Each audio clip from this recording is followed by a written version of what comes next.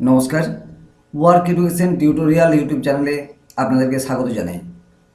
জীবিকা দিশারিতে প্রকাশিত আমার কিছু লেখা থেকে আজকে আমরা এমসিকিউ আলোচনা করব। প্রথমে আসছি 1 নম্বর কোশ্চেনে। 1 নম্বর কোশ্চেন রয়েছে, এমএস এক্সেল ওয়ার্কশিটে কলামগুলি কিসের দ্বারা চিহ্নিত করা হয়? অ্যান্সার হবে অ্যালফাবেট দ্বারা, অর্থাৎ এবিসিডি। কলামগুলো থাকে এবিসিডি ইত্যাদি। তাহলে অ্যান্সার হলো ক। আর রোগুলো থাকে সংখ্যার দ্বারা 1 2 3 4। যাই হোক, এখানে অ্যান্সার হলো ক।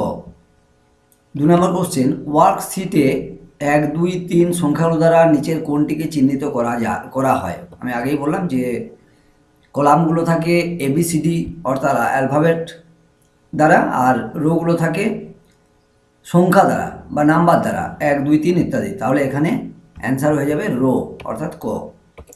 পরের প্রশ্ন, নিচের কোনটি কলাম ও রোয়ের সংযোগস্থল? আমরা জানি যে এগুলো এক্সেল শিটের কোশ্চেন।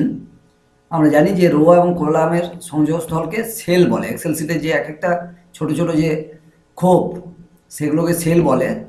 একটা সেল মানে হচ্ছে একটা রো এবং একটা কলামের সংযোগস্থল। তাহলে এখানে অ্যান্সার হবে সেল, কোশ্চেন নাম্বার সি। এবার আসছি পরে কোশ্চেন 4 নম্বর কোশ্চেন, J9 হলো একটি column, rho, sheet, sell. J9 হলো একটি সেল, কারণ এখানে জে হচ্ছে কলাম নেম আর 9 হচ্ছে রো নাম্বার। তাহলে এখানে অ্যান্সার হয়ে গেল ঘ, অর্থাৎ J9 হলো একটা সেল। পরের প্রশ্ন আসছি 5 নম্বরে, সেলে অক্ষরগুলি কোন অ্যালাইনমেন্টে সজ্জিত থাকে? অক্ষরগুলো সবসময় থাকে লেফট অ্যালাইনমেন্টে আর সংখ্যাগুলো থাকে রাইট অ্যালাইনমেন্টে। তাহলে এখানেও অ্যান্সার হয়ে গেল ক।